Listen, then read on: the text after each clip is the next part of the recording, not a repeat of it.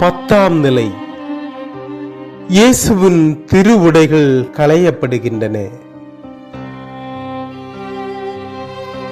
இயேசு மெசியாவே, உம்மை நாங்கள் வணங்கி ஆராதித்து போழ்கின்றோம்.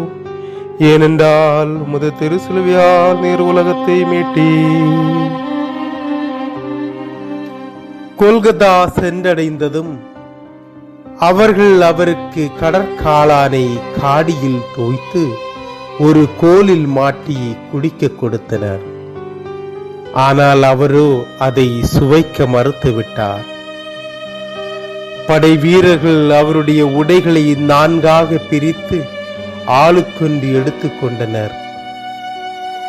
மேலாடை மேலிருந்து கீழ்வரை தையல் இல்லாமல் நெய்யப்பட்டிருந்தது. அது யாருக்கு கிடைக்க வேண்டும் என்று சீட்டு போட்டு தீர்மானித்தனர். என் ஆடைகளை தங்களுக்குள் பகிர்ந்து கொண்டார்கள், என் உடை மீது சீட்டு போட்டார்கள் என்று எழுதியுள்ள மறைநூல் வாக்கு இவ்வாறு நிறைவேற வேண்டியிருந்தது.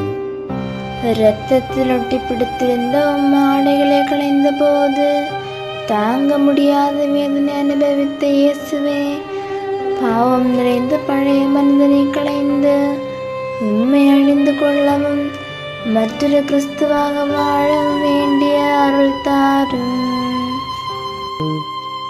பரலோகத்தில் இருக்கிற எங்கள் பிதாவே, உம்முடைய நாமம் பரிசுத்தப்படுவதாக, உம்முடைய ராஜ்யம் வருவதாக, உம்முடைய சித்தம் பரலோகத்தில் செய்யப்படுவது போல பூலோகத்திலும் செய்யப்படுவதாக.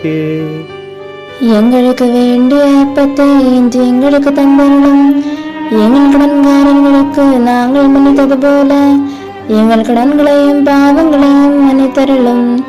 எங்களை சோதனையில் புகவிடாதேயும், தீயோரிடமிருந்து எங்களை ரட்சித்தருளும்.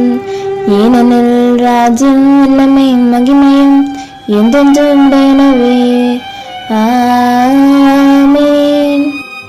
அருள் நிறைந்த மரியே வாழ்க, ஆண்டவர் உம்முடனே, பெண்களுக்குள் ஆசீர்வதிக்கப்பட்டவள் நீரே. உம்முடைய திருவயிற்றின் கனியாகிய இயேசுவும் ஆசீர்வதிக்கப்பட்டவரே. மரியே, பாவிகளாயிருக்க எங்களுக்காக இப்பொழுது எங்கள் இறப்பின் வேளையிலும் வேண்டிக்கொள்ளும். ஆமென். ஆண்டவரே ஆசீர்வதித்தருளும், எங்களை ஆசீர்வதித்தருளும். புனித இறையன்னையே, உமது திருமகனின் திருக்காயங்களை எனது இதயத்தில் ஆழமாய் பதிய செய்தருளும்.